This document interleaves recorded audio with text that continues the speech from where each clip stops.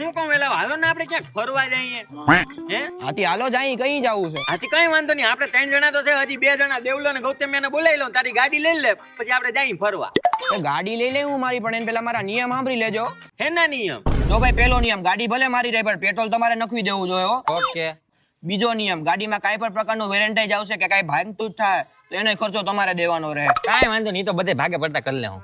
અને ત્રીજો નિયમ, રસ્તામાં ક્યાંય નાસ્તો પાણી કે ભાઈ સોડા પીવા ઉભા રહ્યો તો એનો ખર્ચો હું નહીં દઉં. ક્યાં ભાઈ, ઈનો ખર્ચો અમે કઈ થોડી ને દઈ.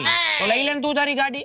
હવે કોક દીક તમારી ગાડી લઈ લે, એમાં તારી ગાડીમાં કઈ થઈ નહીં જાય. કોક દી તમારા ભાટા હાલતા બંધ પડી જાય તો ઈ કોણ લઈને આવે અમારી ગાડી? હમણાં તારા બાપાની ગાડી નહોતી તો ઈ બસ સ્ટેન્ડે કોણ તેડવા ગયું તું તારા બાપાને?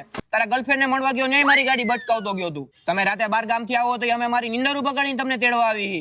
હવે એકવાર ગાડી લઈ ગઈ એમાં તો હાવ હંભરાય થયો હે. એકવાર એમાં કે તારી ગાડી ઘાઈ નહીં જાય. ભાવાની વાત ક્યાં કરે હો? મારા ટાયર ગાય, મારું એન્જિન ઓઇલ ભરે તો થોડા જમ્પમાં ખીસુડ અવાજ આવવા માંડ્યા હે તોય તમને બધાને શેરમાં પોદોડીને લઈ જાવ છું બધે. પછી એક ખર્ચો આવે એટલે મિંદ્રાણ ગળે બધે હટકવા માંડો હો. વાવલીને મળવા જાવ ત્યાં કેમ આઈસ્ક્રીમના પૈસા તરત નોકરા કરી દો? હવે હું કહી દઉં ભાઈ, હું ક્યાં ગાડી લેવાનો નથી. તમારે ક્યાંય ફરવા જાવ ને તો તમારા બાપાને કહેજે બોલેરો લઈ લે, એટલે બધા એમાં ભેવું જેમ ભરાઈને વયા જાય ફરવા. હવે હંભરાય હું તો ન જાઉં ભાઈ તારી ગાડી લઈને. તારા બાપાને ક્યાં કઈ નવી લઈ હવે? જાય એટલે જાય હાલે ફરવા. એકવાર ગાડી માંગી લીધી એમાં તો હાવ હંભરાય થઈ ગયો. કોઈ દી એ જાને